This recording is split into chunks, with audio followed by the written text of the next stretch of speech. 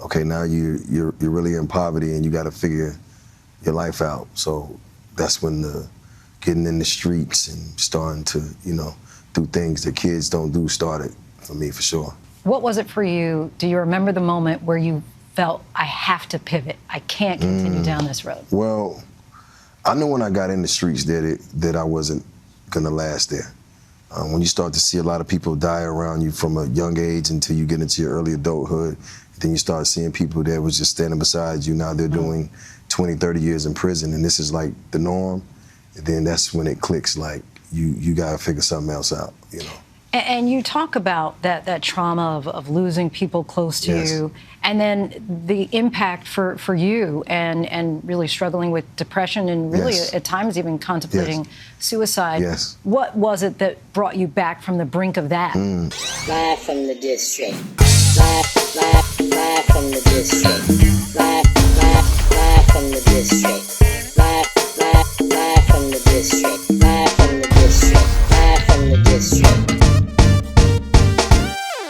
Welcome to another edition of Live from the District. I am Easy Street, and of course, we are at 12 Stories Southwest DC. That is my therapist, Bashea Williams. What's going on, man? Hey, man, does that bother you that I always refer to you as my therapist? Nah, it's all good. Is that okay with you, bro? We passed that. Okay. Back in the day, it was a problem, but no longer a problem. Really? It was a Yeah, literally, it was a problem with ethical and all that type of stuff. So Really? Yeah. I used to get in trouble about that back in the day. But not with me, so it's okay? No, it's okay for you to announce it, but I can't say, hey, this is my client. Oh, okay, for HIPAA laws. That's HIPAA, yep. Wow. Man, you learn something every day on this show. So how you been, bro?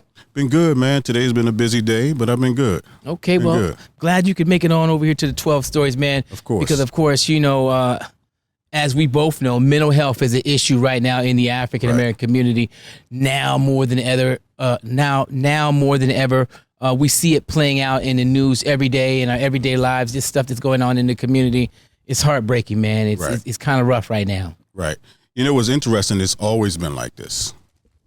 Just right now, we have more exposure to it. We have more access to it. So we're having more of the conversations of what mental illness is and what mental health is. So that's why we're getting overexposed to a lot of different things. Because we're seeing it on our timeline, but it's really maybe not even as much as it's been in the past. And we're identifying the language around it, so we know, I'm experiencing that too. So now we have therapists coming out. We have people talking about their emotions. They're talking about how they impacted mentally.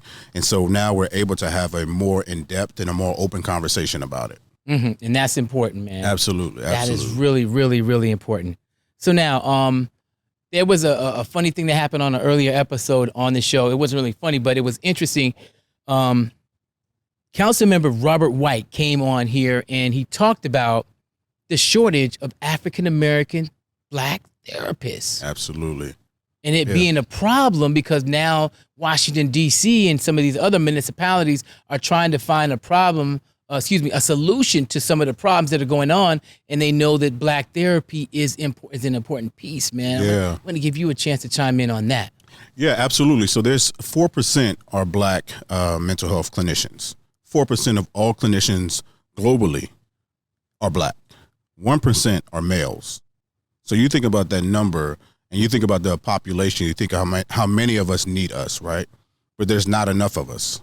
Right. You think about the stigma in the community, there's also in the mental health field. So if we go into the field of mental health, right, we have these barriers, we have challenges. And think about every person that has been to school, and I've had conversations, colleagues, they've all said they were the only one in the classroom, right? The only Black person in the classroom, and had to get through those barriers, experiencing racism, experiencing so many different things, trying to get the degree. And once you get the degree, you have to sit for your hours, and then the licensing, taking the test, there's so many barriers around that too. A lot of times we don't pass it the first time because it doesn't qualify us, or it doesn't consider us.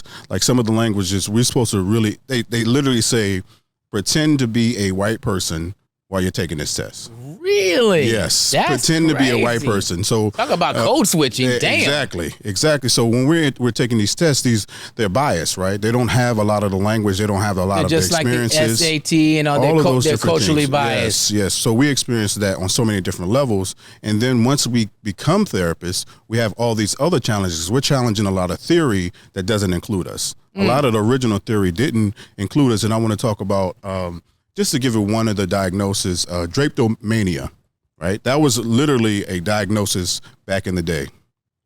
That meant that a slave that was trying to escape his master had a mental illness. Really? So why would I go into a field that's telling me I'm sick for trying to get free? Wow. So we've been going through so many different barriers. So now we're here and we have more exposure, but we definitely need more of us. Mm-hmm. So there is speaking on Black mental health and depression, and there's a video that I sent you in your DMs of Jeezy. Okay, now you're really in poverty and you got to figure your life out. So that's when the getting in the streets and starting to, do things that kids don't do started for me, for sure. What was it for you? Do you remember the moment where you felt, I have to pivot, I can't continue down this road? Well, I knew when I got in the streets that I wasn't gonna last there. When you start to see a lot of people die around you from a young age until you get into your early adulthood, then you start seeing people that was just standing beside you. Now they're doing 20, 30 years in prison, and this is like the norm. And then that's when it clicks, like you gotta figure something else out, And you talk about that trauma of losing people close to you, and then the impact for you, and really struggling with depression, and really at times even contemplating suicide. Yes. What was it that brought you back from the brink of that? It was so many different instances. The suicidal thing happened when I was actually in a boot camp, and I was facing the reality of having to go back home to what I just left, which was all this chaos, all this violence, all these things, and not having an out. So I had to really get myself to grips, like, you can do this and you're gonna do that. The depression thing started when I actually started to get a career and became an artist, and I started to have success. But there was so many things going on around me that were trying to pull me back, and I didn't understand how to deal with it. So Jeezy has a book coming out, and in this interview, he talked, one of the first things that I found very interesting in that clip, and the reason why I sent it to you is because I wanted to know more. He said that vulnerability was power. Yeah, absolutely. I've always believed that. Vulnerability is an opportunity to be free, right? When we're vulnerable, we expose ourselves to get what we need.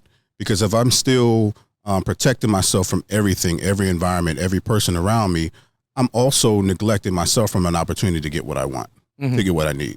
So if I'm vulnerable, I'm sharing, hey, I can trust you. Hey, I need you. Right. And not everybody's going to show up for us. Not everybody's going to do the right thing for us. But that also lets us know who can't go with us. Right. So if I'm vulnerable, I'm accessible.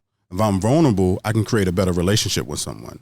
I'm vulnerable. I can establish boundaries to say, these are my boundaries. Right. And so if you violate them, that shows me how much you care about me. So vulnerability is power.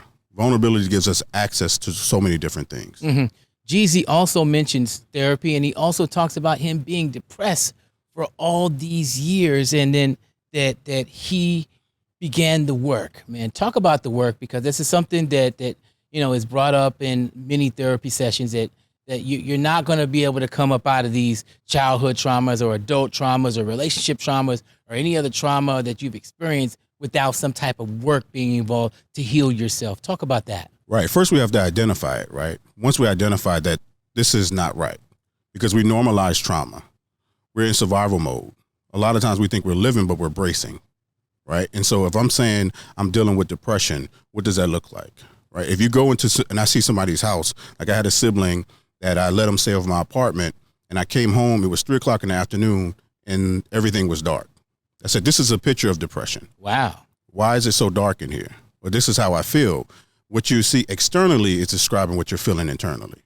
So let's first identify where it's coming from, and that's where the work starts, and be okay, vulnerable again, be okay with addressing some of those different things that happened to you in your childhood, some of the different messages that you heard from your parents, some of the different traumas that happen in the community, right? We normalize violence. If you lived in the hood, I grew up in the hood, you see different things. You say, well, that's what happens on Wednesday. Every Friday we go to the go-go, right? Somebody's fighting. That's not normal. That's normal in our community. Right. Right? You hear the song Rough It Off and everybody gets wild and a whole bunch of different things happen, and we normalize that. But that's just not normal. So we have to have those conversations and say, all right, I experienced this because of those times that I went out and I saw violence. Now, when I walk out the house, my head is on a swivel. Where does that come from? That's trauma. right? Some of the things that you see on TV, secondary trauma, vicarious trauma, some of those different things we have to identify and say, let's address it because I don't want to live like that. So when Jeezy was talking about living depressed for 8 years, he saw so much, he lost so much, right? And so sometimes we go into those substances, sometimes we over-sexualize ourselves, sometimes we abandon, we hide, we run, we do so many different things. Or like a lot of artists that I work with, literally their journal is their music. They're really describing their life. And that's a release. And sometimes we use music therapy in our sessions. We put on a beat, just write what you're feeling right now.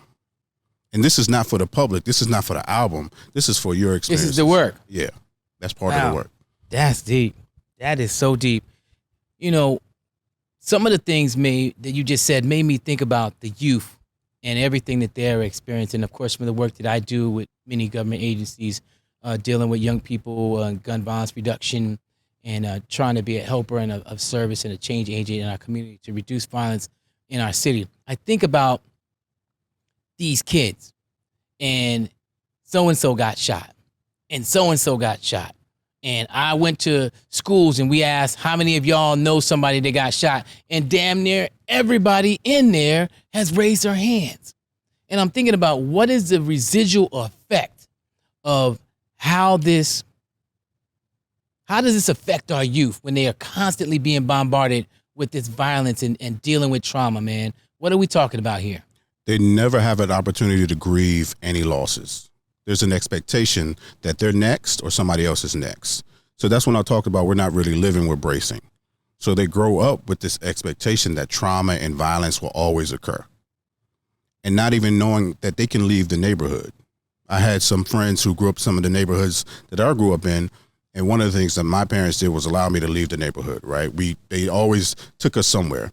So I took one of my friends that was in the neighborhood, was getting into trouble. I said, let's go. I took him down to college, Tennessee one time. Changed his whole perspective because he never knew that he can leave the state. He never knew that life was different outside of the environment that they're in. So a lot of times our youth get stuck in that. And so when they're stuck in that box, it's like a shark that you put in a fish tank. It won't grow until it gets into the sea, right? It's the same thing. Bigger water. Bigger world, bigger everything. So now my eyes are open, my brain is open, my ears are open, and I think that I can have better than what I have that's right in front of me. It's interesting you bring that up because I took a group of youth to Atlanta and in New York City, and then they felt a sense of relief because they were in a new environment. They felt safer because they were away from their ops. Which is crazy to me, man. Crazy. So now, how do we fix that, though, with the young people? I mean, they have seen so much. That's a lot of work. That's a lot of unpacking, man. When we're talking about a group of individuals, young people that are just, their minds are just formulating. They're just finding out more about who they are as human beings. You know, they're 16, 17, and they're having all these losses. How can we help them? It takes a village. It takes a community. We have to go into the communities, right? With the scary, we had to go because healing is where the wound is. The wounded, our communities are wounded, and that's where the healing is. So we have to have more programs like you, right? Programs that you're running, going in the community, giving these kids access. But we also have to work on the leaders of the community. Who leads the community? Because sometimes they feel hopeless and helpless. So they're influencing the kids. So we have to go from the bottom to the top. It takes a village. So the more and more programs that we have, the more and more access and resources that we have, it has to be a priority. It can't be something that we just do every once in a while, right? It has to be something that's consistent. The people who are committed to it have to be consistent, and the people who are committed to it have to be compensated as well. Right. Because a lot of times we want people to just go in, and we don't always have the bandwidth. It is a lot of work. So it has to be an exchange of sort that we can go in and really support the community and have the heart for it. So a sustained effort that it doesn't stop. Right. Wow. Okay, so not giving all the details, there was a young person that was murdered that I was working with and some other co-workers at an agency that I will not mention on this program, but we were working with this young person and he was killed tragically. We were all saddened by it. And, you know, I felt the need to reach out to all of our co-workers, individuals who had worked with this young brother to set up an event and it got canceled. We were supposed to meet actually over here at the wharf, but it never happened because I think the weather got bad, and we're going to reschedule. But let's talk about the individuals that are on the front line dealing with the youth that are charged with doing and serving these young communities and these young people to try to help them to be able to overcome these obstacles, man. What kind of advice would you give to the adults on how to deal with dealing with young people and the trauma that they're experiencing? Because the trauma is, I feel like it's being passed on because we care for the kids. We care about them, you know? Right. So when we see this happening and we see the families being, affected, it affects us too. Right. How do we stay whole? You definitely need to get a therapist as well. Like, I'm a therapist with a therapist. And I always say, if your therapist doesn't have a therapist, get another therapist. Okay. Because we're taking on so much trauma in the office, right? And we're sitting there supporting you guys because that's what we love to do. We show up. But we need somebody to show up for us as well. So the people who are showing up for the youth, they need to be in grief counseling because they're grieving as well. Again, we talk about vicarious trauma, secondary trauma. They're carrying all that stuff, trying to make sure everybody else is all right. Like, when you have those events, make sure you have a grief specialist there, because sometimes we have these events and everybody gets all riled up, and then what? They go home and the cycle continues. Right. So what is the extended service, extended support that we have for everybody else? Right, because it ain't just a get together and, hey, we pour out a little liquor. Right. That's not going to do it, man. Right. It's going to take more than that. Right. So you mentioned something earlier, Bah-Shay, about the stigma in the African-American community in regards to therapy. And just for full transparency, that's why I always say, hey, my therapist is here.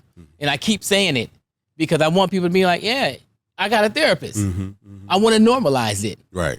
You know what I mean? So it's a normal thing. I mean, I know you get a free plug, but still, I'm just saying we have to normalize it, or otherwise the stigma will continue. I mean, is it still really bad stigmatization in regards to having a therapist? Yeah, it is. And you know what? Some of it has changed, right? It has shifted, right? We think we're talking about getting a therapist, but a lot of times people will get on social media or get these platforms and present themselves as therapists, right?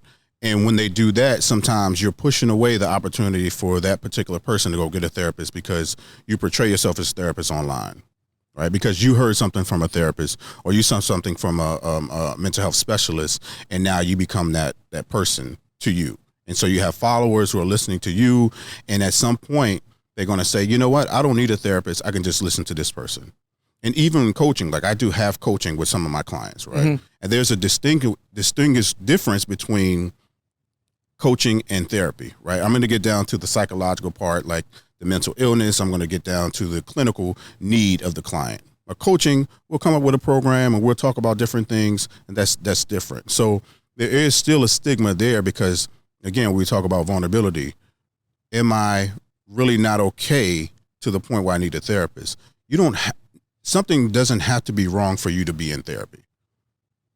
That's the biggest thing that people don't really understand. They think they have to have a debilitating mental illness in order to go to therapy. You might be in an adjustment disorder, right? When you get married, when you move, there's an adjustment period. Maybe you need to talk about that.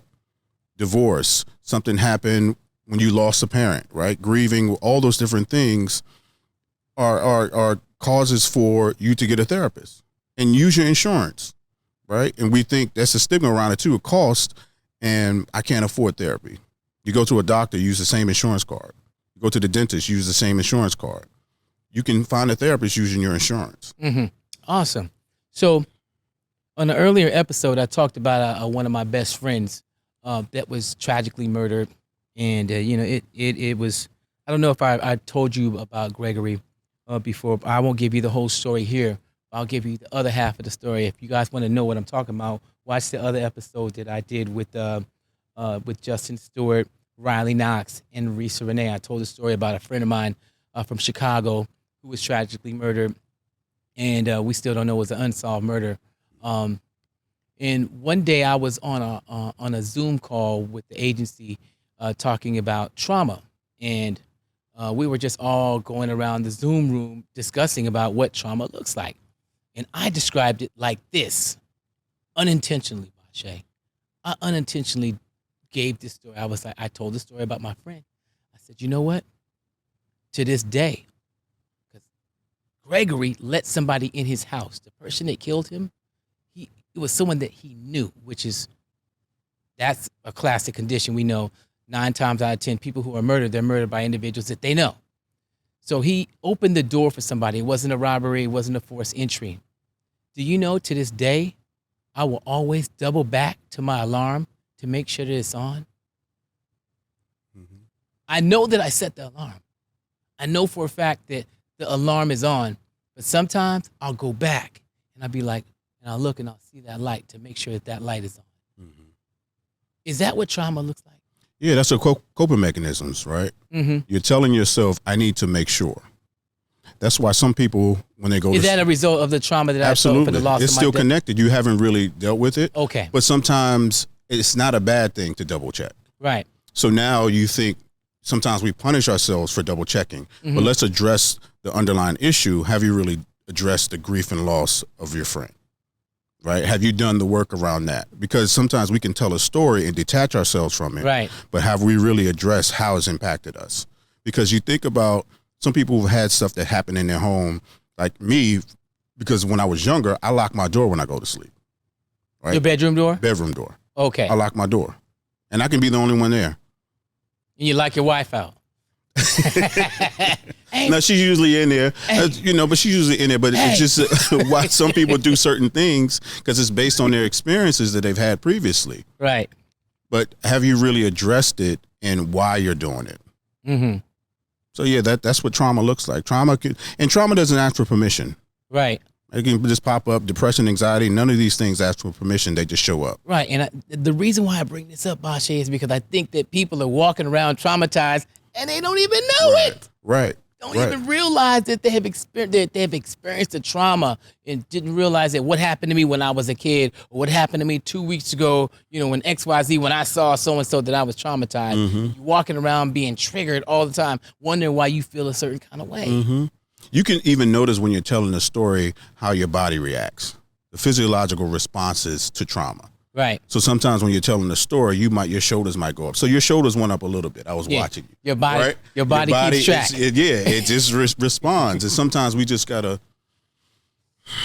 take a deep breath, drop our shoulders, kind of do some body scanning, and just check in with ourselves. Right. Release our stomachs, because we hold our stomachs in because we're not ripped like we used to be. But those impact the way we breathe, the way we share different things. Mm-hmm. All of that is impacted. Like you said, the body keeps score. But we have to really pay attention to how these stories impact us, how these experiences show up in front of us on a daily basis. Mm-hmm. Okay. Well, this is a lot of good stuff, man. We're coming to an end, but really quick, I want you to talk to everyone that's watching right now about how to get started toward healing yourself if you've experienced a trauma. I would say everybody give themselves an opportunity, right? Because you never know what you need to heal from. It's okay to have a conversation, find a therapist, explore different things. We often talk about it online. It's an opportunity to you see people talking about therapy, but get your own. Get someone that will cater to your needs, because this is an opportunity for you to be free. And I use the word opportunity a lot because that's exactly what it is. I even tell my clients in session, we have an opportunity for you to get to a better place in life. So awesome. Use it. And be ready to do the work, because it's going to.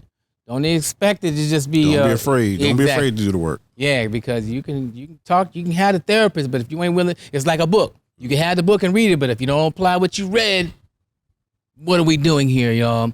That is Bashea Williams, extraordinary black therapist in our city.